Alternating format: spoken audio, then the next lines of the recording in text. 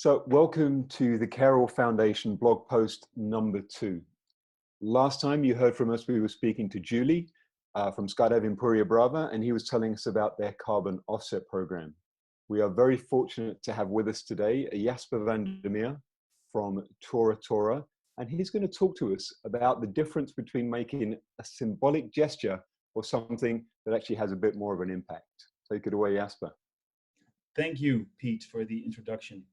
Yeah, so skydiving right now comes with a large carbon footprint, and your question basically is what can we do to change that or to make an impact in changing that? And apart from the obvious, taking a break with skydiving until we have electric planes or synthetic kerosene comes around, or switching to base jumping or another sport. If we do want to continue skydiving, and apart from offsetting, which you covered, I believe, in your previous interview, there's many other things that you can do, and many of these actions that I've seen, and also some of the things that we've done ourselves with Tora-Tora, they seem to be more symbolic than impactful, and that can be great. Symbolic actions can be great, especially for raising awareness, but they might not have a significant impact on our CO2 emission. So if we want to know what's significant, we should look at the number. So if you take a one jump, the carbon emission of one jump sits around 14 kilograms. That's one jump per person. And it depends on the plane. This is for the most common skydive planes. We have a Twin Otter, a Skyvan, a Dornier, a Porter, etc. If you then look at a Supervan, you go down to about 9 kilograms per jump.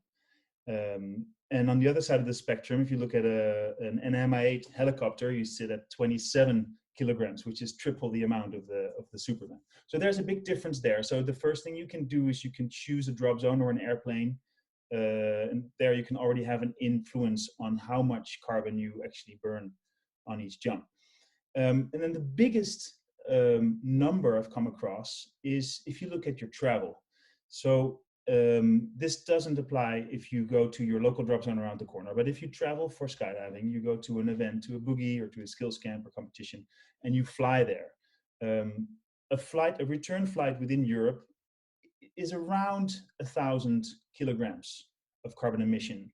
And the exact calculation, there's a lot of variables, and we can put the notes maybe in your blog if people want to know more about how you calculate that and what the differences are. But let's make it simple and say that it's 1,000 kilograms. That's around 60 to 100 jumps.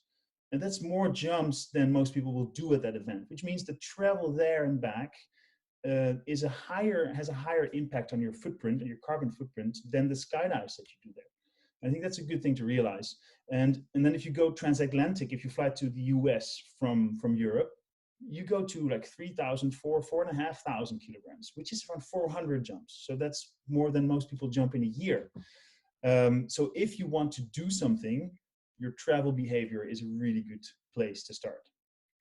And Jasper, I'm intrigued. Is there anything that you guys have done with your events in order to help that?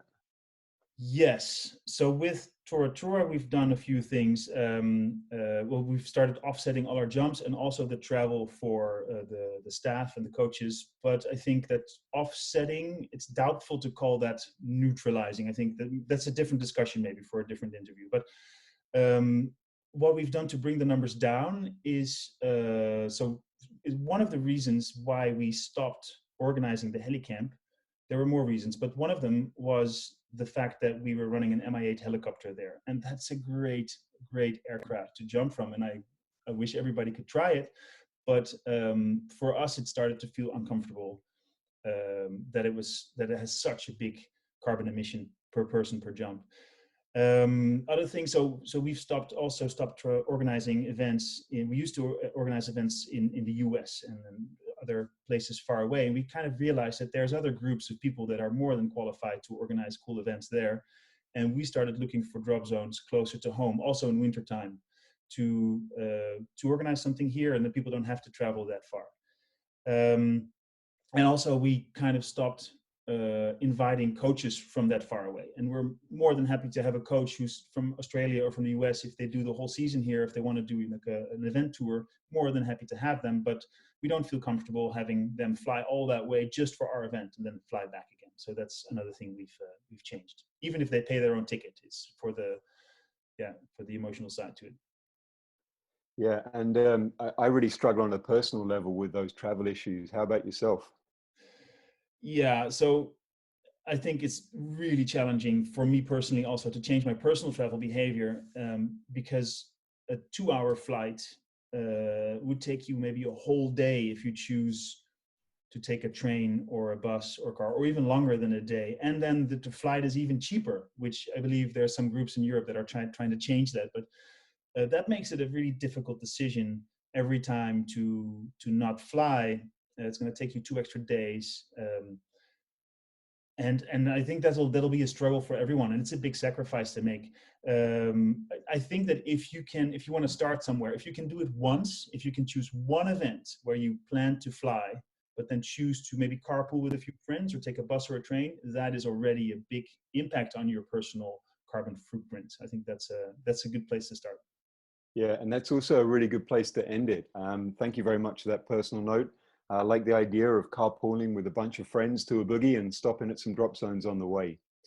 So there's been some really good information there from Jasper. It's really nice to hear a different perspective on it. We'd like to hear from you. If you have some feedback on what you've heard and seen from this blog, or if you've got some ideas of your own, please feel free to share with us on social. And next week, we're going to be hearing from Jordi Messiger. He's the chief engineer at Windor, the local tunnel, and he's going to be talking to us about alternative energy solutions. Thank you very much.